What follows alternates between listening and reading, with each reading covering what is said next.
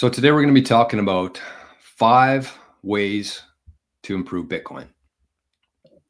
And it's not going to be anything technical again, but it is going to be things that I think we can implement and try to push change in our own way. So some of them are a little bit far-fetched, some of them I think are actually doable, and some of them are just worth talking about. So we're going to go through 4 of them here, and I'm actually going to leave it to the live chat here to come up with number 5. I see some chats in the live chat already. But this is going to be a clip. So if you're watching this clip, all these clips come from the show that we do every morning, Daily Bitcoin Journey, 9 a.m. Eastern Time on this channel here. So the audience is actually going to help choose number 5 today, ways we can improve Bitcoin. I see a couple good ones in there already. So let's kick it off with number 1. I think one way we could improve Bitcoin would be to change the way we sell Bitcoin. I saw a chart yesterday, a really good graphic, and this is something we've been talking about quite a bit on the show lately, but the ownership of Bitcoin. Right now, 70% of Bitcoin is held by individuals, us. About 15% of it, and growing, is owned by the public companies, the governments, the hedge funds, the BlackRocks of the world. They own about 15% of the Bitcoin right now. We hold 70. And so I think the one thing we need to improve within Bitcoin is when we go to sell it. I know Bitcoiners say never sell your Bitcoin, and that's a really good mentality to have. But the reality is that if you are living on Bitcoin and the majority of your assets are held within Bitcoin, at some point you're going to have to sell some of those sats to pay for whatever you need, because life's pretty unexpected. And you might need new tires, you might need a new water heater, you might need a new roof. And at some point, if you're all in on Bitcoin, you're going to have to part with some of those sats. So I think we need to put a big emphasis on how we sell those sats, because right now, for the most part, I would imagine that people, when they want to sell Bitcoin, they go onto their exchange that they usually use, they send it to the exchange, and then they convert it to dollars. But the problem with that is that's 70% that individuals hold right now versus 15 that the big boys have. All those sats that get sold on those exchanges are essentially going to flow into the BlackRock vacuum. That's going to shift from 70 and 15 to like 65, 20, and then 60, 25. And the more sats we keep selling on these exchanges, they're all just going to go to the big boys here. So what I would propose is sell to other Bitcoiners. Join at least one Bitcoin network where you can interact with people, you can find people that you trust. And when you do need to sell, you just say, hey, I got 500,000 sats to sell. Does anybody want to buy them? That way it's staying between the individuals. It's not going back to the exchanges. And just like when I send sats to my cold card, I know it's going to be there for a very long time. That's kind of my way of knowing that those sats are going to be locked up for a long time. And I think that we need to change our perspective in terms of whenever we get Bitcoin off an exchange, it should never go back onto the exchange for privacy reasons, for other tax reasons, but also just so that we can maintain our ownership here. Because the more average people, the more decentralized this is, and the less Bitcoin that the big boys have, the better this is going to be. So I think that that's one important thing that people should be paying more attention to, is when you need to sell your Bitcoin, when you need to sell some sats, find another Bitcoiner, find a family member, find somebody who's willing to buy that Bitcoin. You don't have to look very hard. You just got to put in a little bit of work, proof of work. But this is important. It's gonna be. It might not seem like a day-to-day, but over time, if we just keep selling our Bitcoin back to these exchanges, and it ends up with BlackRock and the U.S. government and Michael Saylor, that's going to be a problem for us. So we need to start taking this seriously today and into the future. This has to be a big part of the way we think about this. Is don't sell to the exchanges. Sell it to another Bitcoiner. So that's number 1. Number 2 is I really think that Bitcoin needs to have more education. We need to be way better with education than we are right now. And I know there's people working on it. There's people trying to figure out the best way to be educating people on Bitcoin. It's tough. I get it. There's no experts in Bitcoin. This thing's only 16 years old. But we do need to be thinking more about this, because this shouldn't be such a hard thing for people. People are very turned off by Bitcoin because they think it's complicated. And they think they need to understand that before they convert any dollars into Bitcoin, but that's not the case. Does anybody know how their cell phone works in the background? Does anybody know how their bank, their Visa card works in the background? No, but they still use it. So we just need to push education. And I really think that this starts at a lower level. And it's not that we have to put Bitcoin in schools. We don't need to have Bitcoin courses. It would be helpful. But I think we just need to start at the core, the root of the problem here, and teach people about money. Teach people about money and teach people about real history in our public school systems. And I know that's a big ask. It might not happen, especially here in Canada, for a while. But that has to be something that kids learn earlier. And I'm fairly certain that by the time my kids go through school, everything will have changed. It seems like we're kind of heading in that direction right now, that trending that way, with the whole education departments being kind of uprooted and questioned and shone spotlight on. So it could happen. But I really think that we have to focus as much as we can on education aspect of Bitcoin. And these number 2 and 3 kind of tie together. And I do actually have a couple proposals with that. So number 3 is Bitcoin needs much better marketing than it has. Much better marketing. And maybe this ties into education a little bit. And the thing with Bitcoin is that there's no CEO, right? There's no company that you can call. There's nobody who can plan, let's put out these educational courses. Let's market it this way to this segment of people. There's nobody that does that because everybody's kind of on their own. And so what I propose here is something with education, something with marketing, is that maybe we just find some people and put together some sort of organization. I don't know what that is, but it's definitely possible if we start thinking about it in that terms, both marketing and education. And let's say that if we just play this out, if we think like, if we assembled like 50 of the best Bitcoin mines around the world and we funded them maybe through SATs, maybe we self-fund them, who knows? But there's a way that we can do this. And then we put together this course and this marketing thing, maybe an education sector, maybe a marketing sector. And they go to work, they get it done, and they push this thing forward. But the nice thing about that is you don't really need to have a company here. You don't need to have like a CEO. You don't need any of that. Even if there's centralized departments within Bitcoin, like education, like marketing, it's not going to change the actual distribution of Bitcoin, right? The education fund here isn't going to get like 20% of the Bitcoin as a budget here, and they're going to have influence and control over the network. That's not how this works. So we already have the foundation, the Bitcoin network, that is fully decentralized and spread out across this world.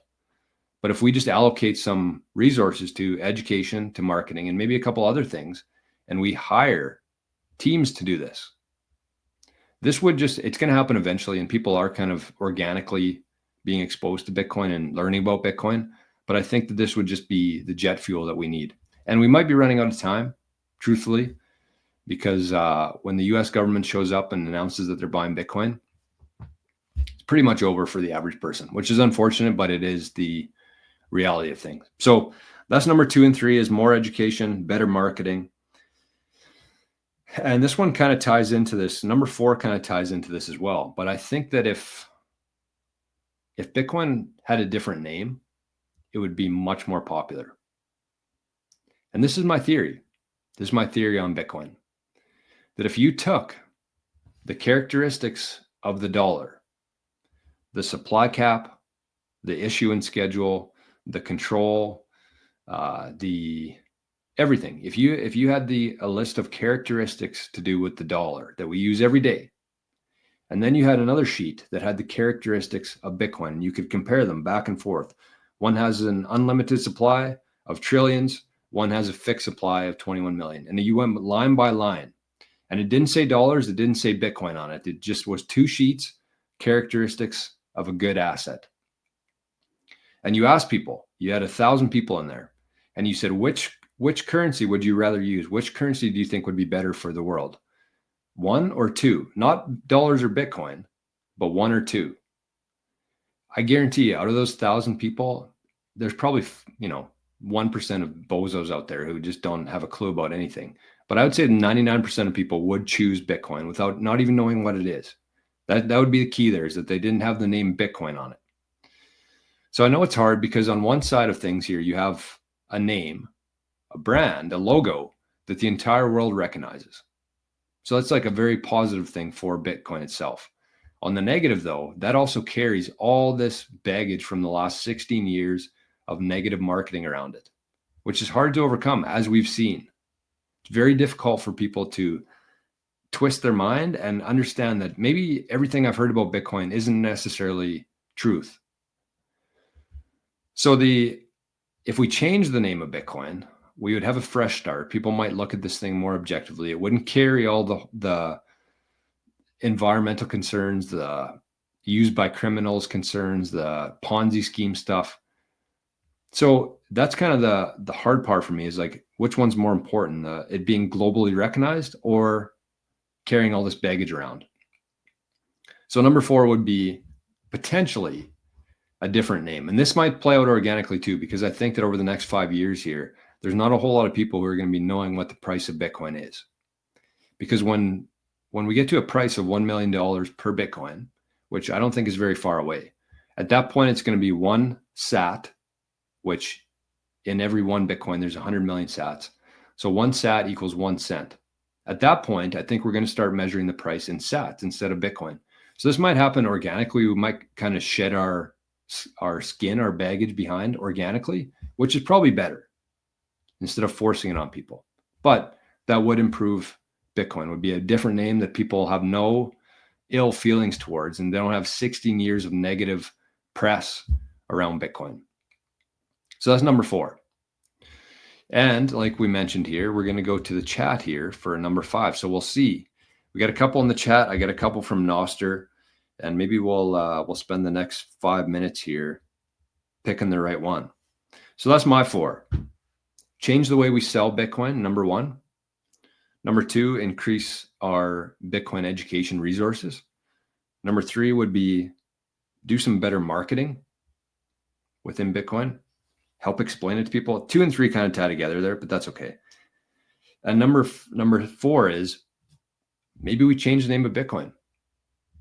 Again, not likely to happen, but it would improve Bitcoin because it would shed all the negative stuff around Bitcoin that we've been programmed to believe for the last 16 years by the people who don't want us to be using Bitcoin, i.e. the government, i.e.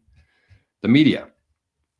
So let's spend the next 5 minutes here going through some comments in terms of what else we can improve. And if we can't find one, we'll defer to Noster because I got some good comments in there.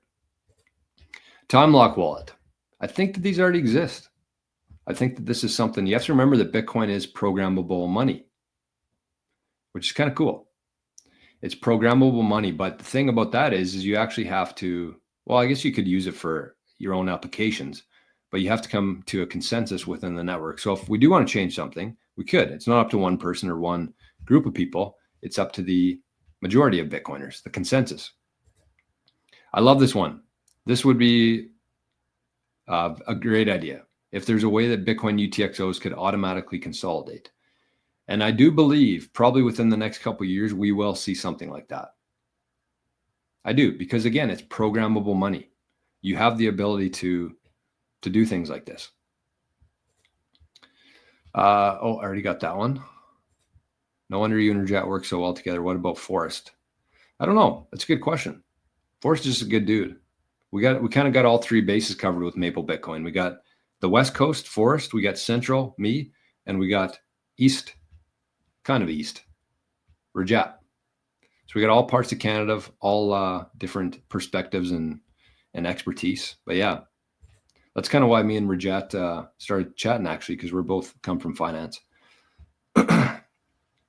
Timber Crasher says Bitcoin needs more sovereign individuals running their own nodes and their own hash. That is a good point. I just don't know how you would enforce that, though. I don't know how you would enforce that. Terry says your QR code, is that a received Bitcoin address? Yes, it is. You can use the Lightning wallet if you want to send, if you've been learning anything, you're getting any value, you can send some sats. And we just got a zap, actually. 188 sats from Jackson and Spaceman. So Jackson is the dog there, I believe, and Spaceman is the humans. Thank you. But yes, you can use, goes to Arnie's wallet. That's right, Ahsoka. Arnie's QR code on the screen goes to a Lightning wallet. That's right. Bitcoin Ben says states are buying in 2 weeks. Wouldn't surprise me. Wouldn't surprise me. Okay, what do we got here? Cleaning Machine says Youth Bitcoin Network. 2 of my 6 grandchildren want to know how it all works. Yeah, that's actually a really good idea. And maybe that goes back to the education aspect of this. Not really Bitcoin education, but the education system itself. If people understood money better, they would feel much differently about Bitcoin. And even for myself, we were just talking about my financial background. I was a CPA for almost 10 years. And so I went through college, university, the CPA program. I minored in economics. My dad worked in a bank for 40 years. And when I realized how little I knew about money after getting into Bitcoin, that's when everything changed for me. Because somebody who went through all that financial, time in finance still doesn't know what money is. That's a huge, huge problem for the world. And it's by design too, because they don't want you to know that they can print money. But yes, that's a great idea. There it is. Thank you, Buck52. That's the list there that we got. We're looking for number 5 here. We got a couple good ones. Okay, sorry, Johnny. I can't get to that right now. We're in the middle of something here. What do we got here? Every Bitcoiner's house should have 33% owned hash, 33% owned node, and 33% owned all Bitcoin and cold storage. That way we decentralize all aspects. That's cool. That's a good roadmap there. I like that.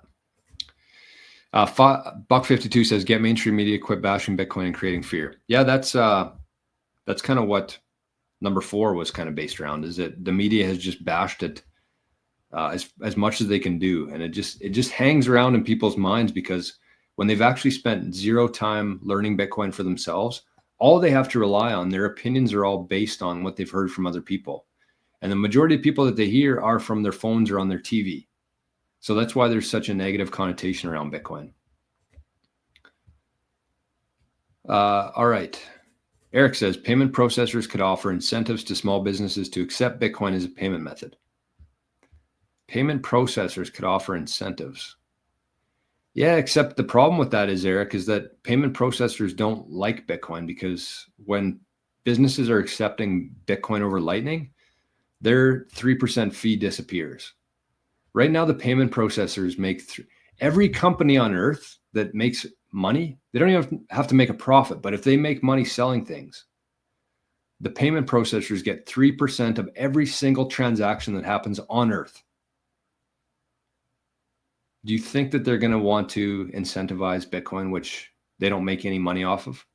Thing is there probably will be some companies. Like, I think that Visa's actually been investing in the Lightning Network for a lot of years now. So they might actually implement Lightning into their systems, which would basically just make it easier for the business to accept Bitcoin. And they might take a fee of Bitcoin for that, kind of during this transition phase. I think that might be the Visa's kind of last chance to, hang on to some of that. So Jen says, as a boomer, what is the first book you'd recommend I'd share with my family? Good question. I don't really have a good answer to that, because I don't think that anybody who doesn't know anything about Bitcoin would be interested in reading a book about Bitcoin. I think it has to happen in a different way. But Jay says Bitcoin is Venice. I've heard that one's good too. Yes, Ginger. This is number 5. I don't care what else is said after this. This is number 5. We're calling it right here, because I agree with this, and I didn't think about this. That's why I wanted to rely on the chat for this. So thank you. It says no paper Bitcoin, and we know exactly what exchanges, companies, countries, etc. actually own. Yes, that is the winner. That's number 5. Stamp it in there. So I got something else cool to share with you guys here. So that is, we're going to leave it there. Sorry, I know there's some other ones here, but that's the winner. So here's what I want to say, because I got to go here in a couple minutes. But this is what I'm going to tell you. So we got Bitcoin education. That was number 2.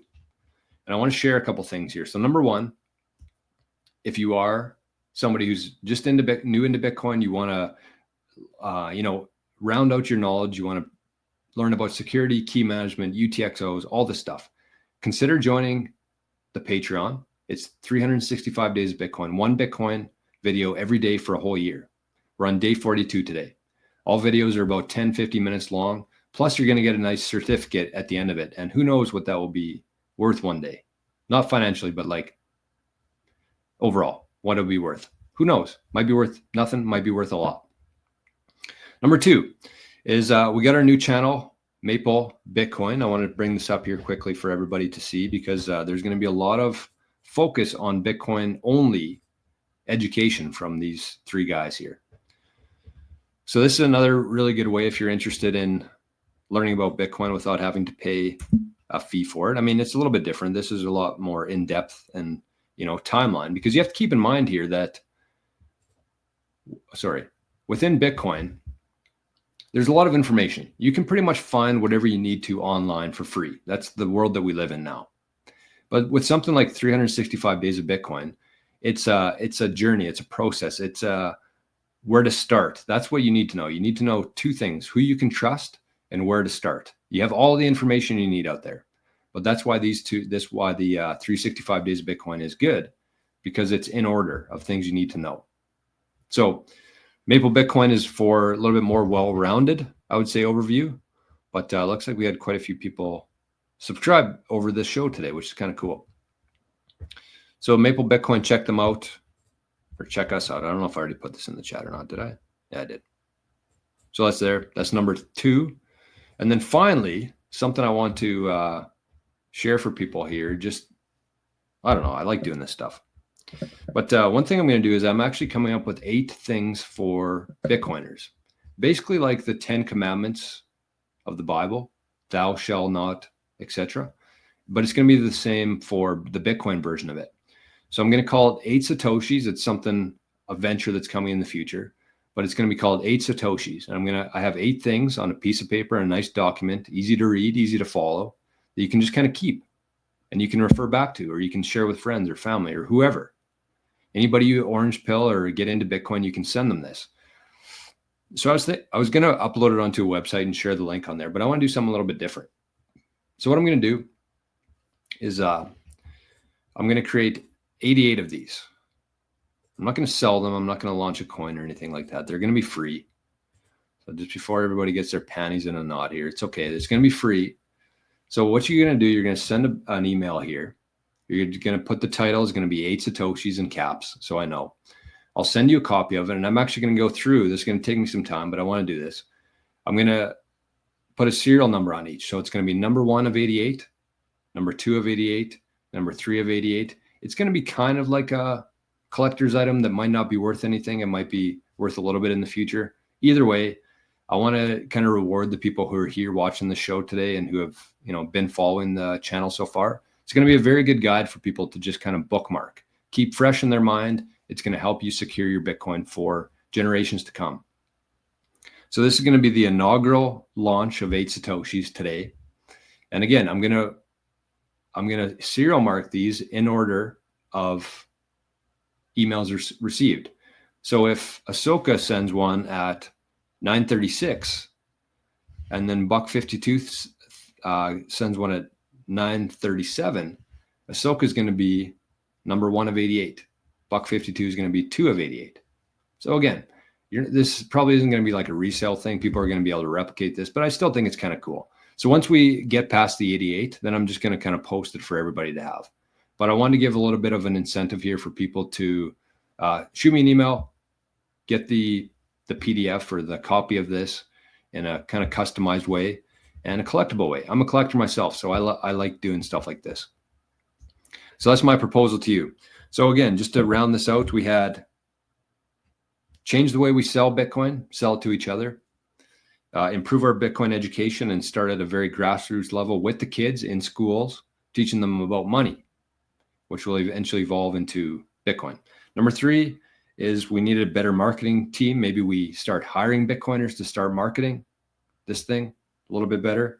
Number 4 was maybe change the name Bitcoin so it doesn't carry the same negative bullshit that we've been carrying around for the last 16 years. Unlikely, but it would improve things. And number 5, from our friend Ginger in the chat here. No paper Bitcoin. We know exactly what exchanges, companies, countries actually own. Proof of reserves. when we have proof, when we standardize and normalize proof of reserves for countries, companies, and funds, BlackRock's, that's when everything changes. That's when people realize the true scarcity of Bitcoin. And until we have that, we're just going to have exactly what we've had for the last 100 years, just paper bullshit floating around in the wind. So Bitcoin is truly scarce. That is its number one characteristic in my mind. And we have to verify that to people and show just how scarce this asset is. Because when people know how scarce this asset is, that's when the value really shoots up. Cleaner Machine. Hey, Sergio. Morning, buddy. Good morning. Cleaner Machine said, Maple Bitcoin, very professional show and ocean of information. Yeah, that's kind of, it is going to be a little different than this channel. I swear a lot on here. I talk about some conspiracy stuff. I'm a little bit unhinged some days. People like it. A lot of people don't like it. But with Maple Bitcoin, it's going to be something that you can send to your friends and family, your mom, your son, and you're going to feel confident knowing that we're not going to say anything stupid on there or swear or anything like that. So it is going to be very professional and very focused on spreading Bitcoin adoption and really prioritizing Bitcoin only, which is important. When people, for the first time getting into Bitcoin, they type it in. What is Bitcoin? Where can I find information about Bitcoin? And instead of them, a big altcoiner with a nice fancy graphic and a surprised face, baiting them in to click their bullshit, we need good Bitcoin only resources here. And I think that Maple Bitcoin is going to be that for a lot of people. So that is, you can just actually search at Maple Bitcoin in YouTube. It's also in the show notes here at the very top, and you can find it that way. So that's it. I'm late. I got to go, but I hope you enjoyed that today. So thank you once again, everybody, for the Zaps. Very generous today. Yesterday was a tough show for the Zaps. My salary was very low yesterday. But